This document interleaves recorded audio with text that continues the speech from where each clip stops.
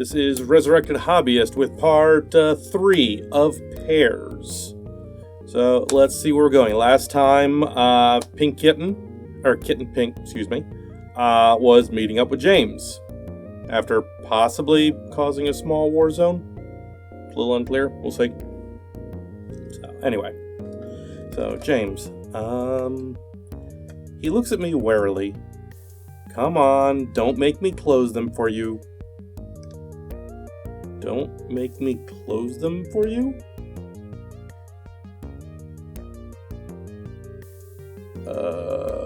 Did I miss a line in here? Okay, I need you to alright, so yes, I did forget a line. She asked him to close his eyes. James' eyes meet mine, but he decides against saying anything. He shuts his eyes, muttering under his breath. I'm just hoping it doesn't explode like those. It won't. Don't worry. I checked this time. I try not to feel huffy. How was I supposed to know that Lemur reacts so violently with Earth's atmosphere? And besides, wasn't the explosion glorious? Okay, I'm kind of starting to like her, actually. I'll admit that.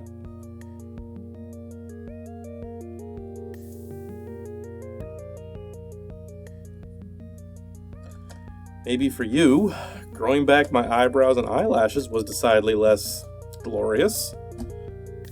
You know, as someone who's had to do that, I told you I still found you becoming.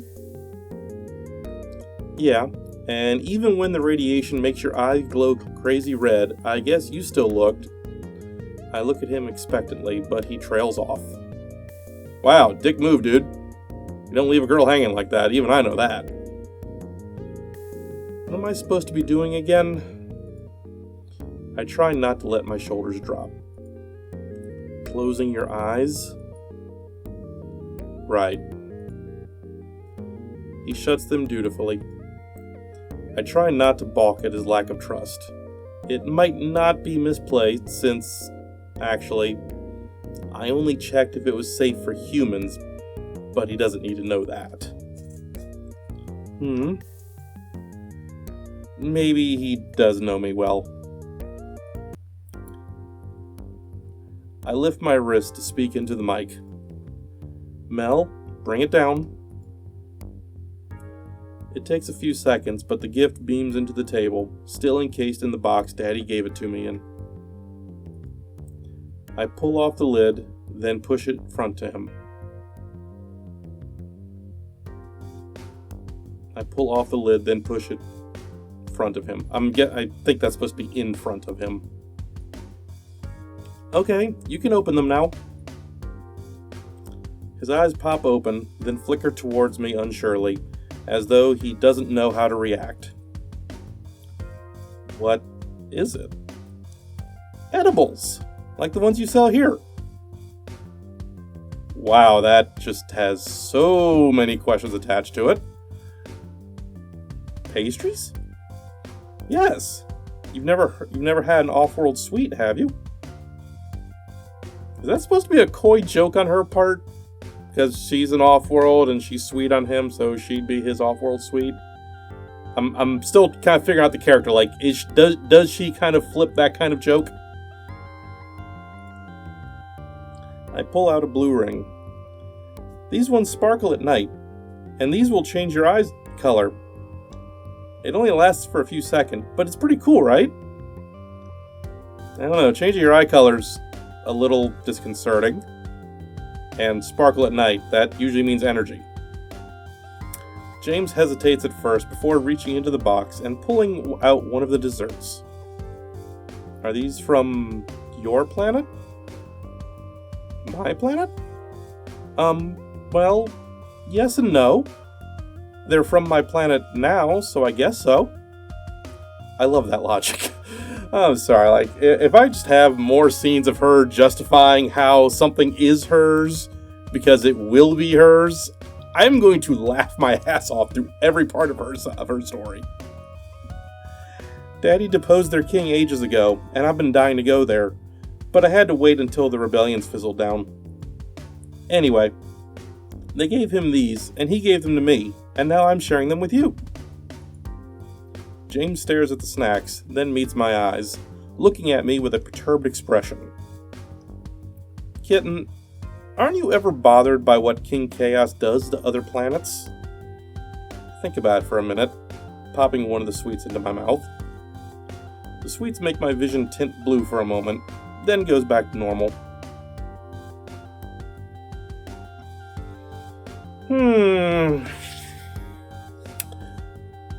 Let me see. So previously I've gotten the feeling that Kitten is an adventure seeker more than a little reckless and very controlling, to the point that it's mine because I say so is a perfectly valid justification for her. And that doesn't really strike me as someone who's going to be like, yeah, it bothers me when Daddy, gives me things that he got from other people by force. So I'm going to say not really. Not really.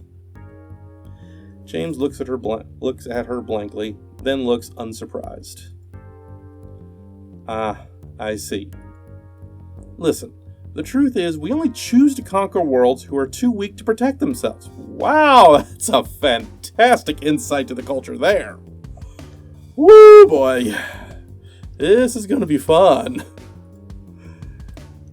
Not just that, but some planets have been under Nayan rule for centuries. They're too dependent on the Venori's protection to be freed. If they want to be free, they should seize their freedom with their own strength. If they're not strong enough to do so, then under our protection they should rightfully remain. Sure, makes perfect sense for someone who's on top with all the sticks. And anyway, to reject the gifts such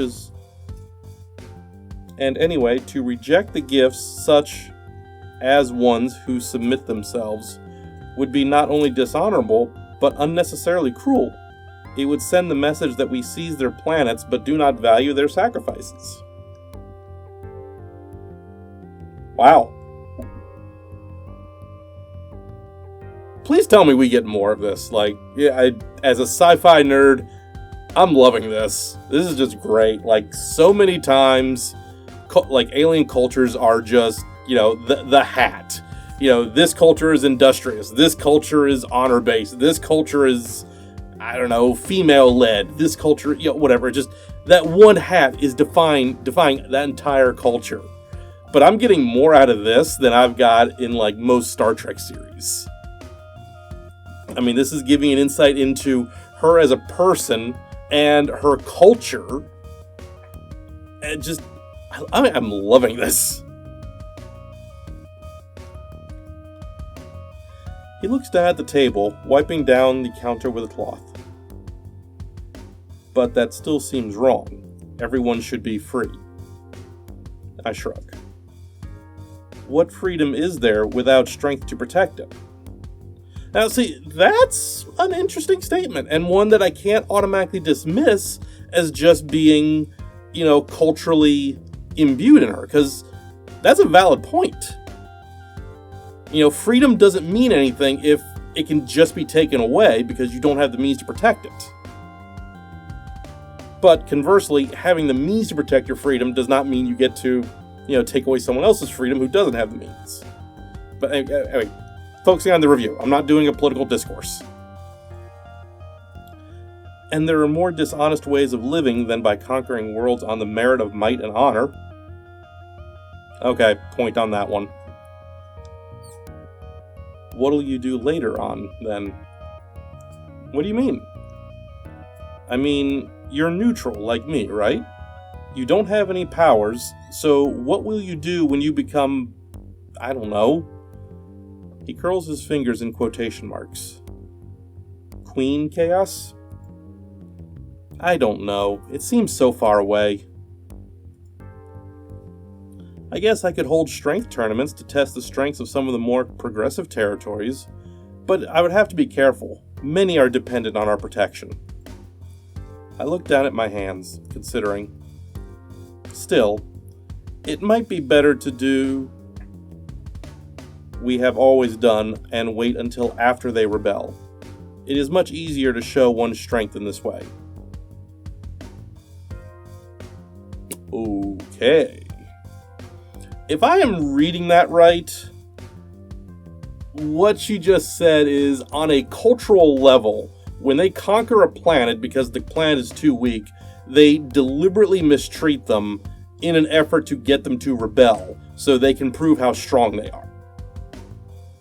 And she sees that as perfectly justified, because if they have the strength to fight them, then they wouldn't have been conquered in the first place.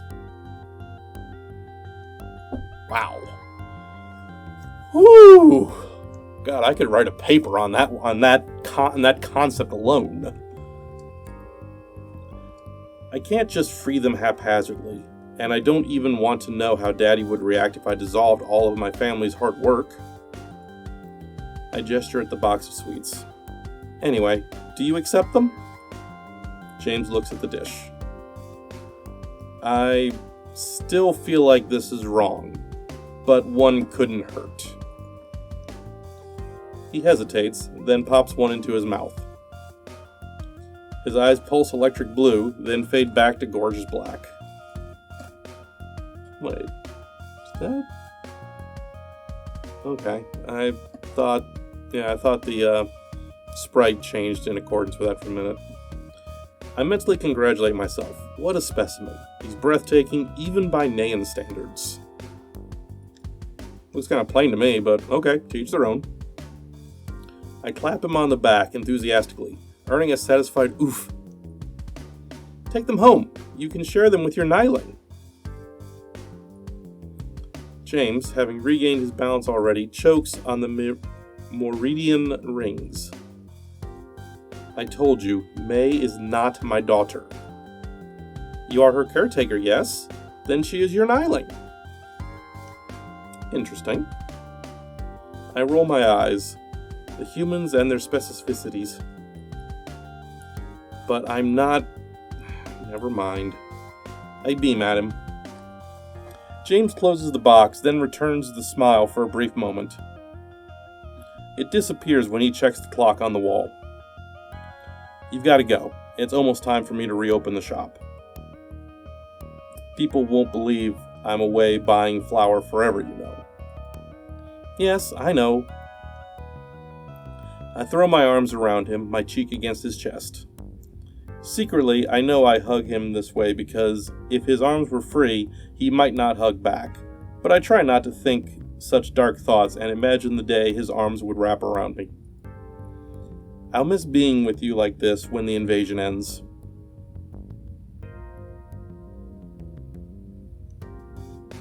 Okay, I'm hoping that one's going to get expanded on a little bit. James looks at me as though he wants to say something, then shuts his mouth. He finally speaks, resting his chin on my forehead for a brief moment before I let him go. I can't wait until this invasion is over either. I beam at him, then glance down at Mel. Oh, so many missed pings. How many of those pings are from her father? I'm just saying it now. I don't tell him that Daddy's been trying to contact me endlessly. See, I know my tropes! Oh, it's nothing. He eyes me strangely, but I smile disarmingly up at him, then lean into his chest. I nuzzle into his neck warmly. You smell delicious. You know, you haven't established that eating humans is not a thing for her species. So, just saying, she may mean that literally. I don't know, may need to clarify, just in case. I smell like the shop. I like it. And yet, you still won't try anything. I work hard making these, you know. I imagine myself biting into one of those strangely colored desserts and narrowly resist gagging. Looking at them is fine, but consuming one? Out of the question. I shoot him my most diplomatic smile. Maybe one day. See you. The last sight I see is James' startled face as I hollow shift back on board Daddy's ship. I can only wonder what Daddy wants to talk about. Well, you've got the hyperactive, adventure-seeking daughter. That list is only so long. Ooh. I can't put my finger on it, but something about I like that background. I lie in my pod, seeking sleep, but failing. My conversation with Daddy haunts me, like a bad dream I can't wake up from. Noya, we're going back to Venori. Back to Venori. Back to Venori? But I don't want to go back to Venori. Strange burning sensation bubbles in my nose, makes my eyes itch. It's unpleasantly familiar feeling. Am I distressing? I squeeze my eyes shut, willing the feelings to go away. Full-grown Nayans don't distress. Such a thing is for the newborns who couldn't use their words or fists to express their feelings. And I am not a helpless Nyling. I punch the roof of the pod, using my anger to fuel my fists, but it doesn't help. No matter how many times I hit it, I can still feel the pain in my chest. The sealant glass cracks, forcing me to stop. For the first time in my life, I feel hopeless.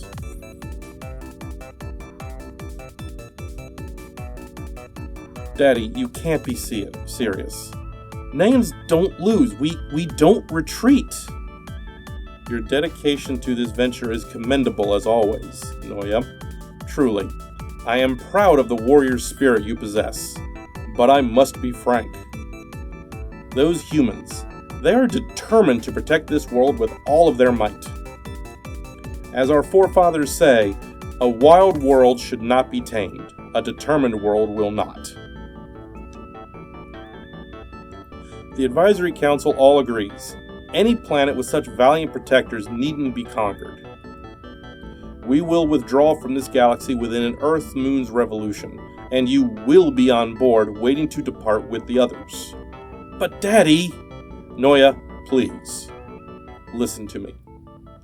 I know you wish to stay, but let this be a lesson to you as well. You are a fine fighter, even with your hindrance. Let yourself become an even finer warrior with this piece of wisdom. Know when it is honorable to retreat. Yes, Daddy. I cringe, thinking back on my silence. I didn't dare say a thing about James, if he knew that the real reason I want to stay isn't for the valor of exhilarating battle, but instead to continue my relationship with a human. I can't even imagine how he would react. Only one Earth-Moon revolution. I do some quick math to see how many sun revolutions that is. About 30. We only have 30 days left together. I put my hands on my face, holding back the distress. It's okay to overheat in a pod since it'll regulate me before I have a meltdown. But even still, the emotions are overwhelming. I roll to my side, mumbling to Mel. Can I make a confession? You may speak to me when you wish, Princess.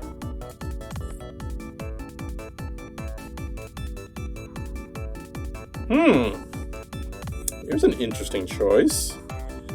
It's so hard to let go of my toys, or I'll be bored back home. So, up to this point, she has been shown to be very, very needy and wanty. I want this, and because it will be mine after I have it, it is mine now, therefore I will take it. But she does claim to love James, or at least enjoy his company.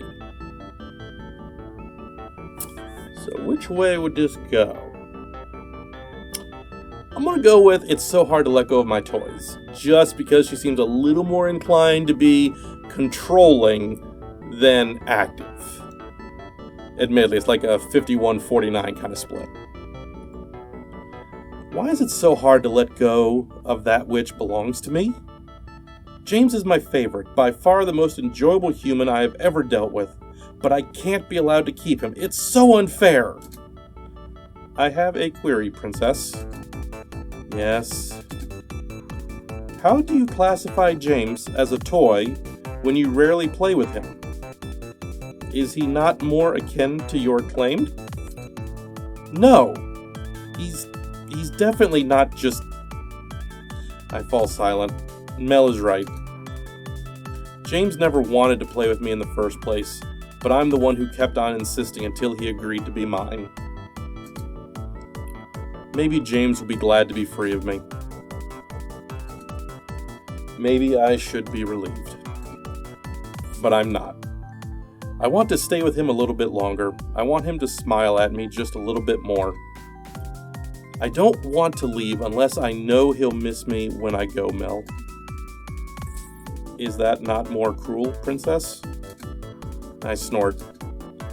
The humans call us by worse names. At least it won't be anything new. But Princess, do you not want James to think of you differently? The question is piercing enough that even though I try, I can't find an answer easily. So, alright, I'm going to go ahead and call it there for part 3. I'm going to be honest, I am loving this part. Like I said before, typically in sci-fi, aliens are just defined by a singular trait